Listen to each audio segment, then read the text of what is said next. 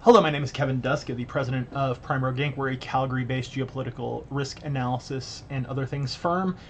This is a breaking news video. We've got breaking news from Barack Ravid that there is an imminent Iranian ballistic missile strike likely to occur in relation to Israel, likely as retaliation for the invasion of southern Lebanon and the assassination of Hassan Nasrallah. Now, we've talked about this before in another video, a 30-minute war game video we did in August. I'll drop the link in the description. You might want to check that out. It goes into a lot more detail. But right now, we're getting word. This is likely a real attack as opposed to the choreographed and telegraphed attack that occurred in April of this year, where Iran launched a few drone swarms and some ballistic missiles at Israel. These were mostly shot down either by Israeli defense systems or by the Combat Air Patrol, that is to say the American and Israeli flights that were up over the territory for this exact purpose. I think this time will be different. I think we're going to be seeing a saturation attack where Iran probably coordinates with its proxies in Lebanon and potentially even Gaza to launch a barrage of ballistic missiles accompanied by local rocket fire and potential drone swarms that are meant to confuse the defensive systems. Now, Iran has the two principal missiles that they're going to probably use are the Fateh 110 and the Shahab 3. All of Israel is in range of them. Flight paths across Iraq, for the most part, if we look at a quick map here. I'm sorry, I'm just struggling a little bit to keep up with the news. This is breaking as we speak. If we zoom out here and go over to the Middle East and look at what a flight path for this would be. If we look at Iran, Western Iran is where the majority of the launch sites are. We are likely, and let me screenshot this. Here, we'll do it better. Let's do this. Take a quick screenshot. Drag this over here.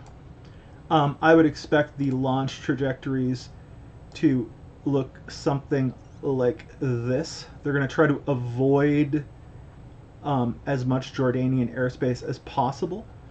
Although at this point Jordan may be willing to go in no matter what. They're definitely going to try to stay out of Saudi airspace because they know the Saudis would take that as a hostile gesture. But it may be necessary for some of the trajectories they're looking at. And the reason for that is that unlike rockets and other missiles, ballistic missiles have liquid or a solid propellant that launches them either high into the atmosphere or outside of the atmosphere in the boost phase. And they reach an apogee where this booster burns out and disconnects from the rocket, and the rocket descends based on inertial guidance and GPS towards its target. Flight time from Iran to Israel is 10 to 15 minutes about for most of these missiles. Now, Israel is likely to be attempting to take these down with its Iron Dome, David Sling, the Arrow 3 system. The U.S. has provided some THAAD systems, Terminal High Altitude Area Defense. But if Iran were to launch enough of these, there is a fair chance that some of these would get through. Likely targets include the Dimona nuclear reactor, which is very symbolic but also very important to Israel. The Tel Naf Air Base, which is one of the main air bases in the country where most of Israel's strategic assets are stored. And likely, if they're trying to escalate and punish civilian areas in Tel Aviv, Haifa, especially Haifa in the north, is highly vulnerable, and Jerusalem. It would also be logical. There's a Ryan Macbeth, I believe, on Twitter, on YouTube, who posted a video showing the most logical thing Iran could attack would be the cranes at the ports, because they take like 12 months to replace. You can't just go on Wish and order one. They need to be custom made. But desalination, ports, power plants, all likely to be attacked. Now, we discussed Israel's defensive systems. These are likely to be accompanied by combat air patrols launched by Israel and its allies that are going to be made up of F-35s, F-15s, F-16s that are going to be trying to shoot these missiles down in flight. Assuming this is not a repeat of April, where it's kind of just a symbolic retaliation, assuming this is real retaliation, this has the potential to lead to regional war. We also have to remember that Russia and China are both Iranian allies and proxies.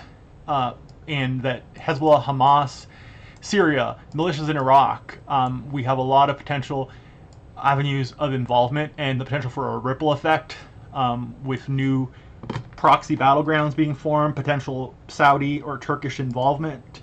If ever Iran wants to knock something crazy out or do something insane, Israel does have nuclear weapons. The likelihood of them using them is incredibly low. We're going to go monitor the news. It is 8:06 a.m. here in Calgary on the 1st of October. I've dropped a few books that you might want to check out in the description. Rise and Kill First by Bergman, The Iran Wars by Jay Solomon, Weapon Wizards, Dirty Wars, Shadow Strike. They all provide important context for this. I'd call them required reading, so to speak. But yes, we'll be back as the day continues. Please drop a like, a follow, subscribe, whatever it's called here on YouTube. We'll be back with you shortly. Share this with a friend, an enemy, a frenemy. Thank you so much for hanging out. We will be back.